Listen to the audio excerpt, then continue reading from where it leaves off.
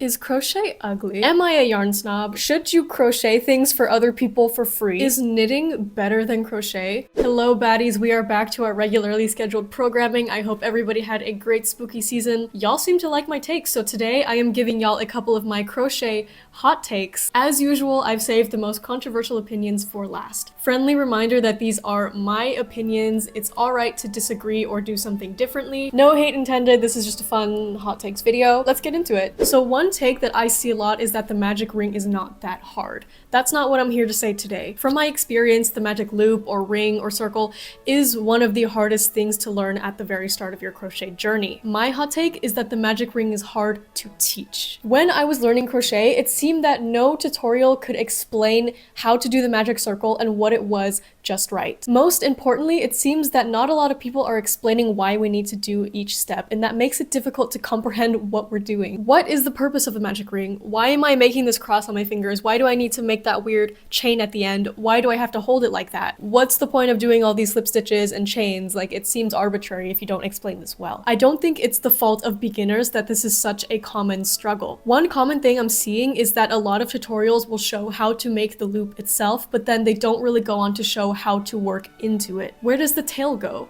How do you hold it so that the whole thing doesn't just unravel? How do you end the first round and start the second one? If these things are not explained sufficiently, that's where you get all of these issues of the whole thing falling out, or it being wonky, or it not closing at the end. The magic ring is something that we have to learn very early in our crochet journey because it is a keystone into working in the round. At this point in your journey, most people are still struggling with the motor skills, the dexterity, the tension, the hand-eye coordination, understanding what the different stitches are. So I completely understand why it is so notoriously difficult to learn. I think as teachers who are already used to doing it so many times, we can do better at explaining it. And I say this as somebody who myself has a tutorial on how to do a magic loop on my channel, which still elicits some confusion, so I myself can do better at explaining it too. I think it's a very delicate, important step, and we should approach it with more patience and more clarity. Next hot take, acrylic yarn is not that bad. It's not. I said it. The first 2.5 years of my crochet journey, I worked solely with acrylic yarn because I didn't really know that other yarn materials existed. Because acrylic yarn has been perfectly sufficient for me. It's warm, it's cheap, it's easy to find, it's low stake, it's pretty durable, especially because it's machine washable. I think that's a real game changer. I understand that acrylic is literally just plastic and it is bad for the environment, but if people are choosing to buy acrylic yarn to make themselves a sweater rather than buying a sweater from Shein, you have to admit the first option's better. For the price and accessibility that acrylic yarn is, I think it's quite good. I overall think there is such a huge discrepancy between organic yarn and synthetic yarn, both in terms of price and functionality. So on the flip side of thinking that acrylic yarn is not that bad, I do think wool is a little bit overrated. It's got way too many downsides to be treated the way it is. First of all, it is expensive. Unbelievably expensive, especially if it's hand spun. I think anything above $10 a skein is just not reasonable for the average person to be able to buy all the time. But the main thing is that wool has strange properties. First of all, it felts really easily. Sometimes I feel like it's just biodegrading in my hands. But this also means that when I'm experimenting and I mess up and I frog it, I have trouble frogging it because it's starting to felt together. I can also only reuse it so many times for experimentation because it starts thinning out and pilling from all the friction. Also, it's itchy, and because it's an animal product, it smells like animal. I was recently caught in the rain with a wool coat and a wool scarf, and let me tell you, I smelled like a feral wet dog. Today's hot takes are sponsored by Printful. Are you a person who likes to give personalized gifts? Are you a graphic designer looking to sell your work? Try Printful, because with their service, you can print or embroider anything you want on anything you want. Just scroll through their catalog of items and choose your pick. Take your graphic and figure out the placement you want, then save it as a template. From there, you can either order it directly or you can upload it to a store where customers can buy it. You can use Etsy, Shopify, even TikTok Shop, and many others. You don't have to buy any inventory or deal with shipping or handling. You can just focus on the graphic design and the marketing. Printful is used by big companies such as Coca-Cola and Spotify. You can get the same quality as these big brands, even as a small business. Tariffs are probably the most significant thing that is affecting small businesses right now. If you use Printful, you can circumvent this. They have basically factories all over the world. So I'm here in Europe. Even even if somebody in the US orders merchandise from me, they don't have to pay tariffs because that t-shirt is going to be printed in the manufacturing facility in the US. You can click the first link in my description to take a look at Printful and see what kind of merchandise they can do for you. Back to my hot takes. The idea of crocheting something for someone else if they buy the yarn seems to spark a lot of debate. I do not like this song. Santa Claus is coming to town. Do not come to my town. If I have a good relationship with somebody and they express interest in a certain crocheted thing, I would make it for them for free anyway. So I'm not going to say no if they offer to buy me the yarn as well. Relationships are not transactional, they're reciprocal. I think art really thrives on trust and community. You know, if I crochet you the sweater, maybe down the line you'll help me fix my car. Now I'm obviously referring to personal relationships. I'm not talking about when strangers just come up to you and they're like, hey, can you crochet me something if I buy you yarn? That's not what I'm referring to, and if that were the case, I'm politely declining. Actually, this doesn't apply only to personal relationships, but also creative connections. I'll crochet you something if you give me a piercing or a tattoo, or you bind me a book. For me personally, art is very anarchist. Art is a way to support each other and help each other's businesses thrive without making it a commercial transaction. Here in Amsterdam, there are a lot of communities that do just this. We have clothing swaps, yarn swaps, free libraries, art trades, and that's part of the reason why this city has such a thriving creative culture. Now, obviously, I understand that in this day and age, money is a necessity, and I'm not trying to shame people who do put a price on their creative work. That's also completely valid, and I myself earn money from crochet. But if somebody in my life wants a crochet sweater, and they're like, can you make me this if I buy you the yarn? I'm saying yes. And it's not gonna ruin the economy, it's not gonna ruin the art market for other people, and I don't think doing that should be a cancelable offense. That being said, my next hot take is people can price their crochet work for whatever they want. I see a lot of crocheters online sharing their asking price for their work, and then a lot of other crocheters will go into the comments and say, hey, you're undercharging, this isn't a fair price, you need to raise it. Bro, whatever.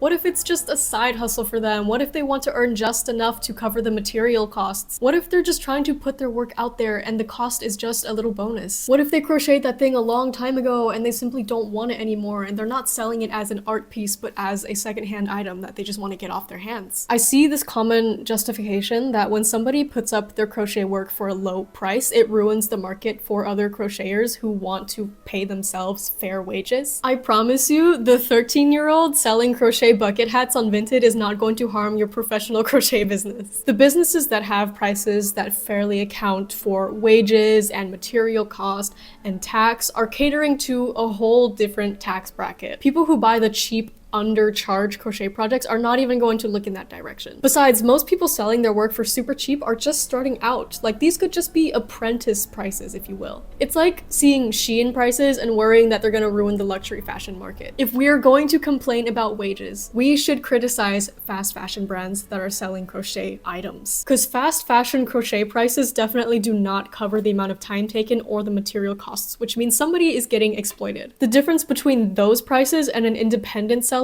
pricing their own work at the same cost is that that independent seller chose how much money their work is worth. Those crocheters working in sweatshops in the global south do not. I think crochet is an acquired taste. And hear me out. There's this claim going around online that crocheters are vehemently trying to refute that crochet is ugly. I'm not gonna lie, I used to be one of those people. I used to think crochet was ugly. It was 2020 lockdown and crochet was just beginning to really trend. I was seeing crochet garments and fabric for the first time and I just didn't like the look. I think since so many garments are knitted, we're very accustomed to the texture of knitting, those diagonal V's. Seeing the way crochet builds up for the first time, it just seemed a little bit uncanny to me. It kind of reminded me of skin folds. That's the closest comparison I can make. It took a couple of years of getting used to that texture before realizing, okay, it's actually really cute, and I had just never seen it before. When people say that they think crochet is ugly, that is hurtful to people who crochet. So it's a natural reaction to start, sending them a bunch of pictures of cute crochet projects in an attempt to change their mind. But I think the best thing we can do is just ignore them, because if they're anything like the way I was, they will eventually come around to crochet as well. And maybe even end up loving it and making it their whole personality the way I do. I do think one of the reasons why I found crochet ugly is because of the pervasiveness of the granny square. To this day, I I don't like the way granny squares look. Yes, I know I have my own granny square patterns. I love the unique ones. I love the ones with flowers and moons and stars. I'm talking specifically about the classic granny square made of double crochet clusters. Most of what I was seeing back in 2020 when I saw crochet for the first time was projects made out of granny squares. And because it's just squares, all these projects looked really clunky and structural. Something about the texture of this granny square, I find it a bit of an eyesore. There's gaps and then there's clumps at the same time. It feels really impractical, like you're gonna be like cold and sweating at the same time. And I was thinking if you make a tote bag out of this or a hat, like your hair is gonna be poking out, or like you put a lip gloss in your bag and it's just gonna fall out the end. All the squares I was seeing, it was just giving Minecraft, and not in a good way, and to this day I don't like that clustery look. I'm sorry. I was dabbling in the thought of learning crochet, and I was looking at beginner friendly crochet items, and it was all like granny square, try granny square, and I was like, no, I don't wanna. My next hot take is just because you can doesn't mean you should. Crochet items have certain properties that just make it unsuitable for certain projects,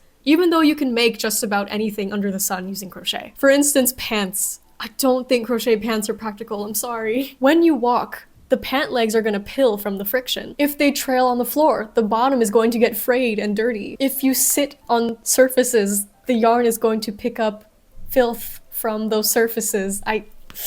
Yarn is pretty fragile. It needs maintenance. If something you're wearing is up against your crotch and you're sitting on public surfaces, it's going to need very frequent cleaning because it's going to get nasty quick. The one exception is crochet pajama pants. I think that's okay if you just wear them around the house because your house is a controlled space. Another similar thing, crochet underwear. I think this goes without saying. I'm talking about panties specifically. A bra top is fine in my opinion. Again, it's gonna get really dirty real fast. It's gonna need frequent washing, and that is going to tarnish the yarn over time. I feel like no matter what kind of yarn you use, it's going to be itchy and leave fibers all over your body and parts where you don't want loose fiber to be. You could add an inner lining, but I'm personally just gonna be skipping out on this. See, when I see people wearing crochet underwear, like those bikinis, my first thought is, how do you keep that clean? Like, was this a single-use project? Because personally, I would just like take the cute pictures and then toss it in the corner and not want to deal with it. Basically, anything that's going to be frequently exposed to the elements or your own body, I don't think should be crocheted. This also goes for those large lamy coats or trench coats. It is very unpredictably rainy here in Holland. The second it starts pouring, I'm going to be completely soaked through. A crochet coat is going to sop up all that water and I'm going to feel like a wet sponge rat. I think the Penny Lane coat by Stitch by Emma is super cute, don't get me wrong.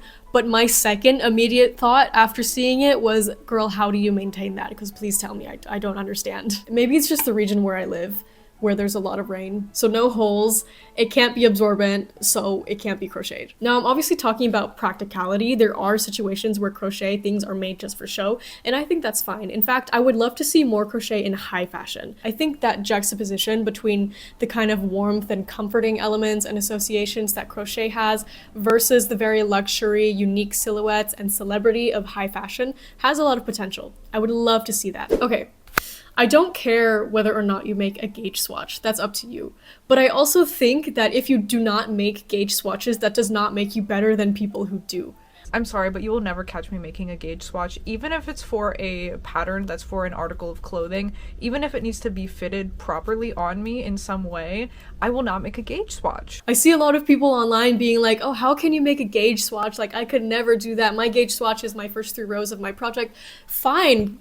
Why are we bringing people down for making gauge swatches as if it's not useful for them? I have never done a gauge swatch and it has turned out to be a problem more than once. So I would say, guys, do your gauge swatches. I'm not going to start, but you guys should. There's just no reason for shaming people who make gauge swatches when you don't. For context for this next one, I crochet with a knife grip.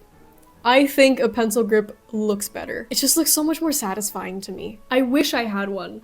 All the tutorials that I saw at the start of my crochet journey were pencil grips, and I didn't know that a knife grip existed. I thought I was weird.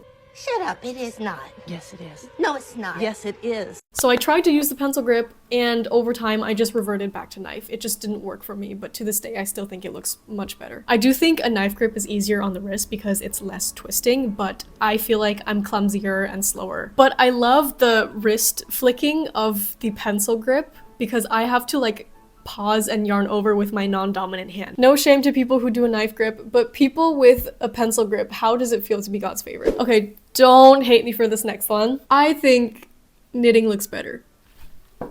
I don't think crochet looks ugly. I just think knitting looks a little bit better in comparison. Like I said before, I like the texture of knitting. I like those little V's. I like that the stitches kind of build up in this diagonal pattern. Crochet has these horizontal V's, which is still cute. It's more suitable for certain projects for sure. But if we're talking solely about texture, I think knitted fabric looks better.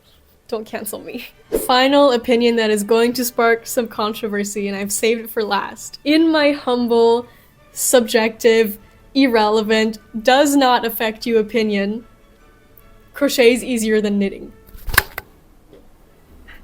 It's just me. I've heard people say the opposite. I've heard people say they're tired of this discourse. I've heard people say it's 50-50 and they do both. There is a reason why all my projects are crochet. For me personally, I just can't seem to click with knitting the way I do with crochet. It just slips off the wrinkles of my brain. And again, I'm not saying that crochet is easy. There's a learning curve for both. But let me just show you what the crochet learning curve looked like to me versus the knitting learning curve, okay? So firstly, crochet. Vertical axis is skill/experience. Horizontal axis is time.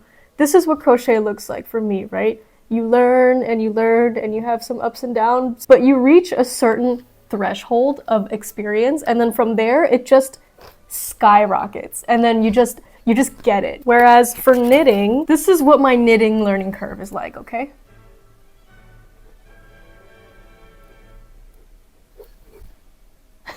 So once again, I don't think knitting is better. I don't think crocheters are less skilled than knitters. I just think knitting is harder. And before you write your angry comment, I am currently working on knitting. It is one of my resolutions for the next year to improve on my knitting experience. Look at this, I've already made a start. I am working on knitting a pair of socks. I know more about knitting than Hank Green, for whatever it's worth. Those are some of my takes. Let me know what you think. Let me know some of your spicy hot takes in the comments. Check out the link in my description if you want to try Printful, and thank you for tuning in. I'll see you guys in the next one. Bye!